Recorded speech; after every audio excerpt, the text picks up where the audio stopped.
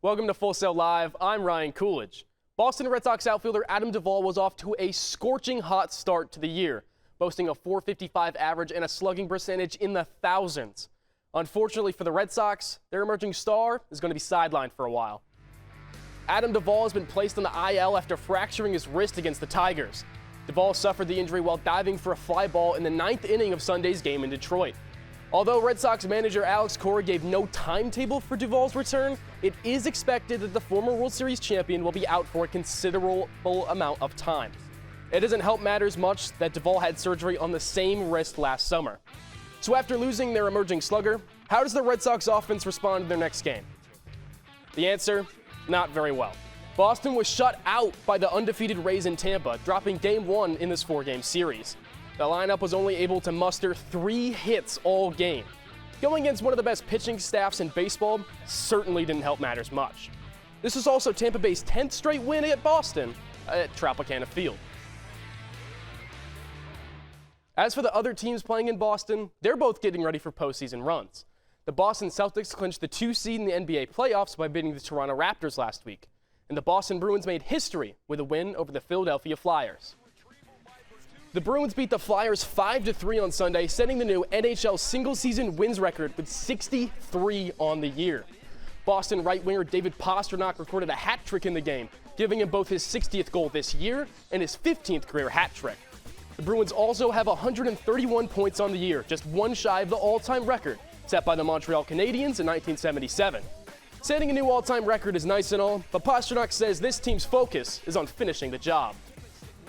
Each day to focus to get better and on each game, and getting prepared for playoffs. So obviously the record is amazing, but we're building towards something bigger than the NHL record, and that's our focus.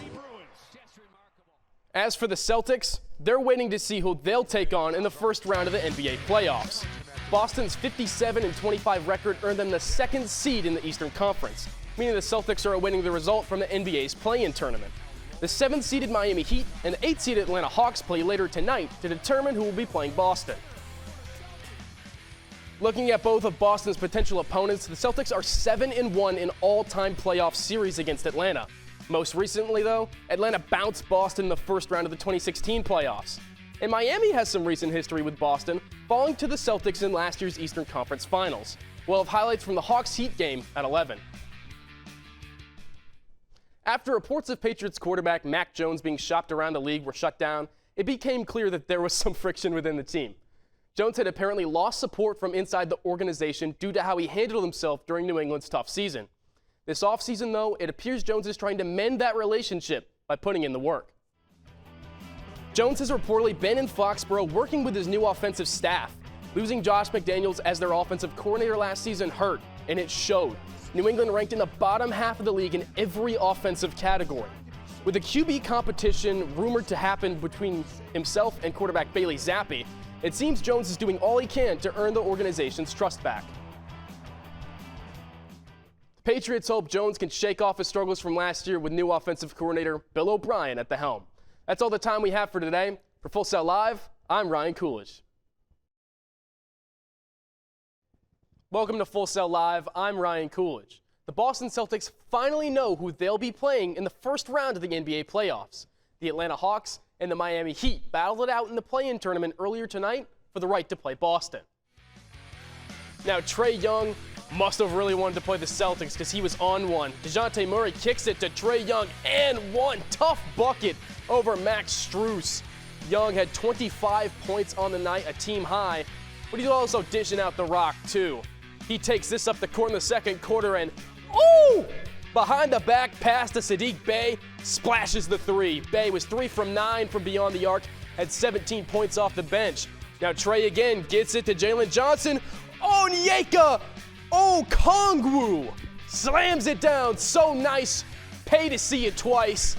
Okongwu 12 points off the bench as he helps lift the Hawks over the Heat, 116-105. Now, the last time the Celtics played Atlanta in a postseason matchup, the Hawks bounced the Celtics in 6 games. Al Horford actually scored 15 points in that Game 6.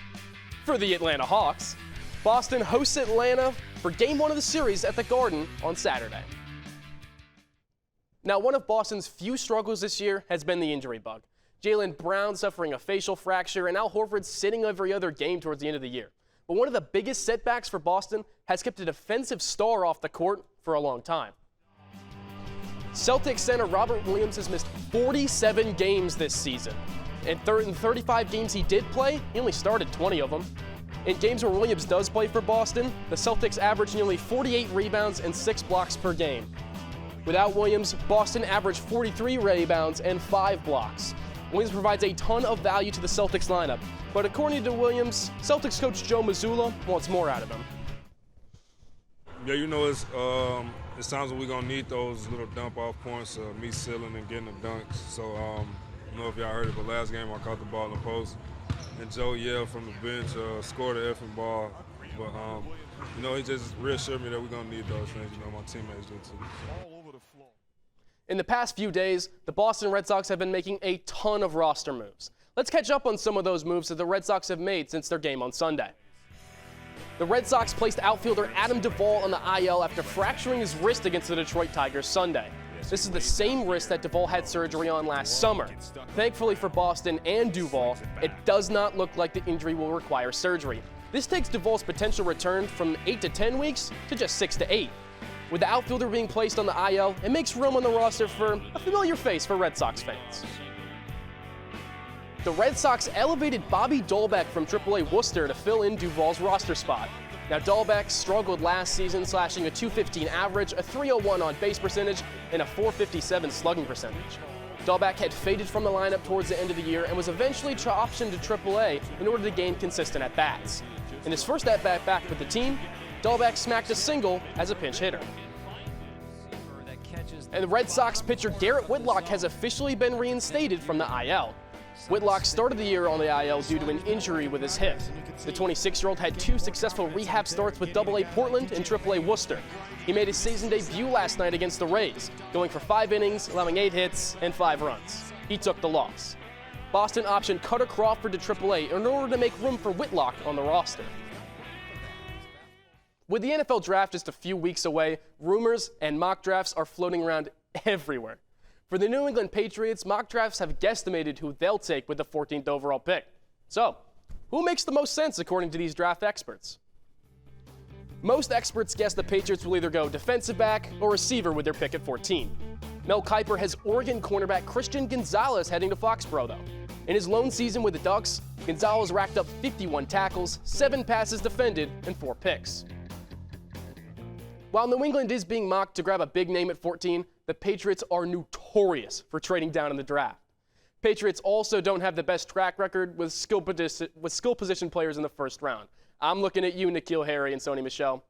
That's all the time we have today. For Full Sail Live, I'm Ryan Coolidge.